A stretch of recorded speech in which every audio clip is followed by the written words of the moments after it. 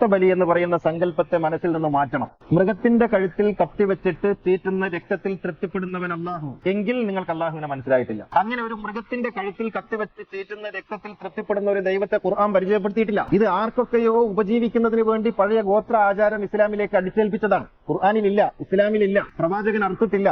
അർത്തു എന്ന് പറഞ്ഞത് കള്ളമാണ്. ഞാനത് പറഞ്ഞിട്ടുണ്ട്. 63 ഒട്ടകം പ്രവാചകൻ തന്റെ സ്വന്തം കൈകൊണ്ട് അർത്തു എന്ന് ബുഖാരി എഴുതി വെച്ചത് പച്ച കള്ളമാണ്. 63 ഒട്ടകത്തെ അറക്കാൻ ഏറ്റവും ചുരുങ്ങിയത് 630 മിനിറ്റ് വേണം. 630 മിനിറ്റ് എന്ന് പറയുന്നത് 10.5 മണിക്കൂറാണ്. പക്ഷേ പ്രവാചകൻ 2 മണിക്കൂർ കൊണ്ട് ഇതെല്ലാം അറുത്ത് തീർത്തിട്ട് അപ്പുറമുള്ള 12 കിലോമീറ്റർ അകലെയുള്ള ഹറമിൽ പോയിട്ട് ദുഹ്ർ നിസ്കാരത്തിന് എത്തിയെന്ന് പറയുന്ന ആ കള്ളമുണ്ടല്ലോ, ഈ കള്ളം എഴുതി വെച്ച ബുഖാരി അടക്കമുള്ള കിതാബുകളിൽ നമ്മൾ പരിശോധന നടത്തണം. പ്രവാചകൻ അറുത്തിട്ടില്ല. അതുകൊണ്ട് അറബ് എന്ന് പറയുന്ന കലാപരിപാടി, ബലിയറക്കുക എന്ന കലാപരിപാടി ഇസ്ലാമികമല്ല. അത് ഗോത്ര ആചാരമാണ്, മുആവിയയുടെ ഗോത്ര ആചാരമാണ്. ആ ആചാരത്തെ അങ്ങനെ തന്നെ ഇസ്ലാമിന്റെ പേര് നടപ്പിലാക്കിയതാണ്.